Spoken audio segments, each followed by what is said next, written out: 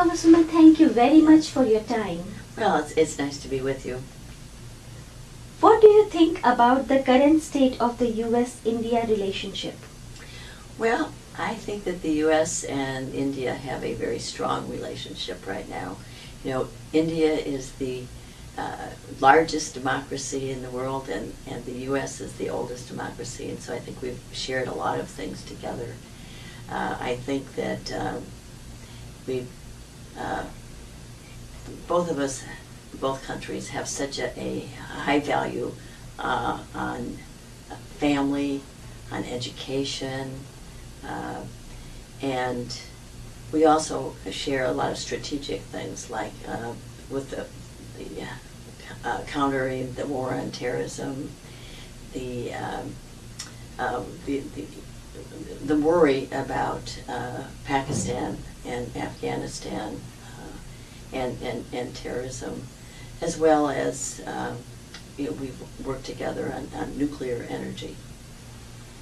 What more would you like to see happen in this relationship from a strategic point of view? Well, I think we really have to work together in collaboration with the war on terrorism to make sure that Pakistan does not become a safe haven for terrorists that are coming in from Iraq or from Afghanistan. I also think that to continue working on the nuclear energy, and I know we had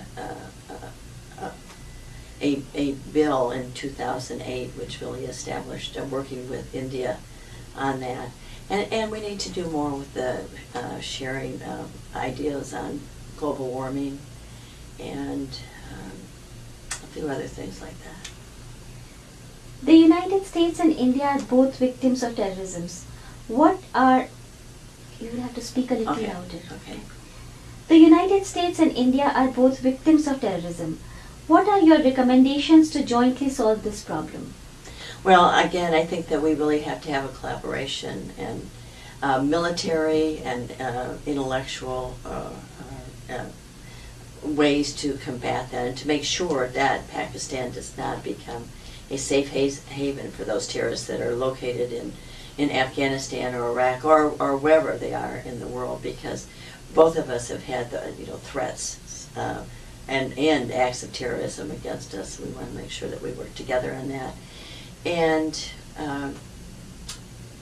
another thing is we need some diplomatic work from India with us as far as addressing the rogue nations like Iran and North Korea, and working together in a global way. Have you been to India? I haven't, but I want to go, and we always thought that we'd be able to go in the past few years, but we've had kind of a stay at home with what's been going on in our country. There hasn't been much time. It's had a very active Congress, and so I haven't been there yet, but I want to go either as a tourist or as a member of Congress, because I want to see the Taj Mahal and the Golden Temple and all the cultural things that I've heard so much about that makes up India. So and all of the religious places that are there. So I'm going to get there, but I haven't been yet. Have you attended any Indian American local events in your congressional district?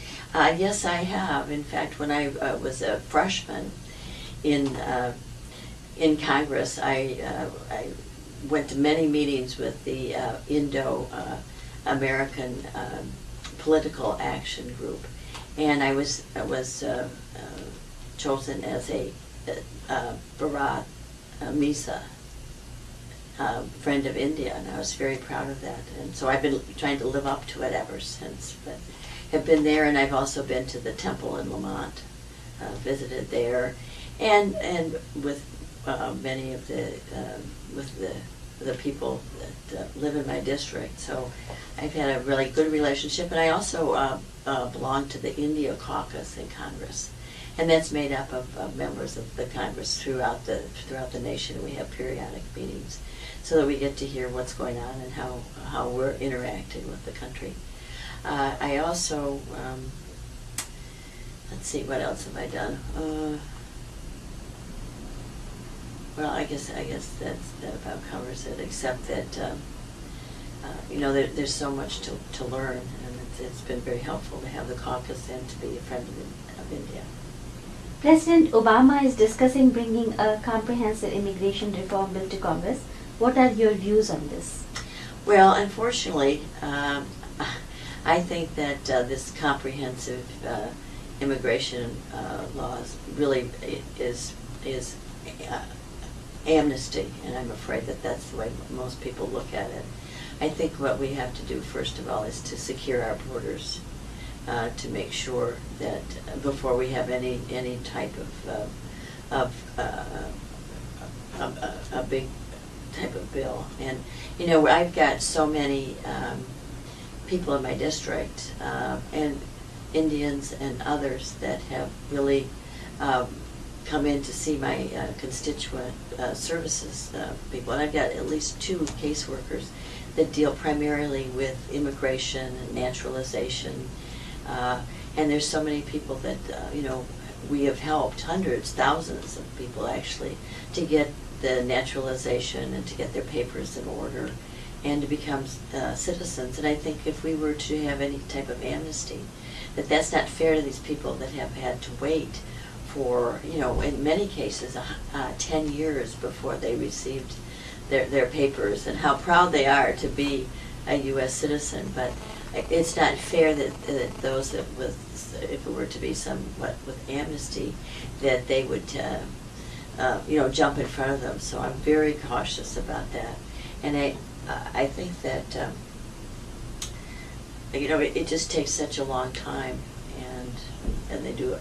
And our caseworkers do such a good job. And we also have so many of people coming from India who are, PhDs and coming to meetings in the country or coming over here to work on different projects. And so the H-1B visa is very, very important. We work to help them to get those visas so they can come, even though they're not going to stay forever. Sometimes we wish they would, because they're such educators and scientists. And I think another thing that we have in common is certainly the science. And I have Argonne National Laboratory in my district. So many of them come over here to work on projects, and we're really happy to see them. But I think we're having a reverse brain drain now, and they're going back to their country, back to your country. Small businesses are the engine of growth and innovation. Indian Americans have a disproportionately high number of small business in high-tech, biotech, renewable energy, etc. Given the TNU's economic climate, what step is Congress taking or should take to protect the interests of these small businesses? Well, the economy and jobs is my #1 priority right now. We have got to create a climate for small businesses to be able to grow and invest, and instead, without the tax cuts extenders that we left Congress without passing, and 70% of small businesses would benefit from these tax cuts extenders, because they pay on an individual basis and the tax rates. So it's very important that we have that. And it was 78% of the businesses, and 50% of those small businesses, make over $250,000, which is where the tax on the other side of the aisle would like to see that cut off. So what we have to do is to reduce the barriers for small businesses, and that's one of them. It's also looking at the businesses as the end users and giving them the tax credits.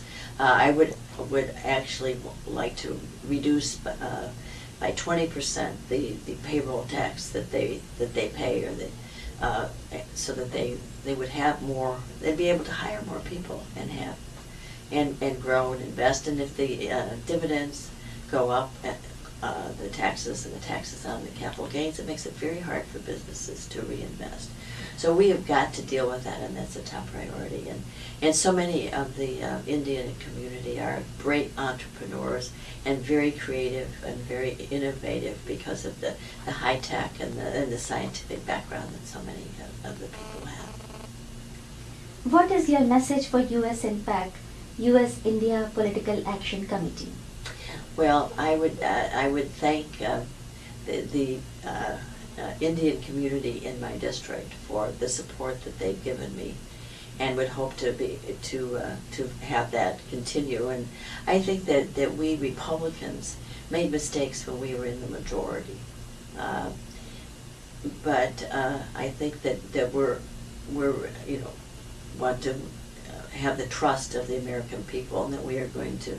And we've learned from our mistakes, and we've learned from the mistakes that have been made under the newer administration too, so that we're going to get this country back on track, because we all have a love of freedom and liberty, and the values again that the Indian community have, and particularly in education. And I was, the first election that I ever had was elected to the school board in my hometown. And I wanted to make sure that my children got the best education available, and I was going to make sure that it was. And I think that's the way that the Indian community look at things too, is that education is the most important thing. And I try, and I serve on the education committee to make sure that whatever we can do in the federal government to make the education a better thing. So I thank them for allowing me to serve in the past, and hope that I will be able to continue. Thank you very much for your Yeah. time. It has been a pleasure. Well, thank you.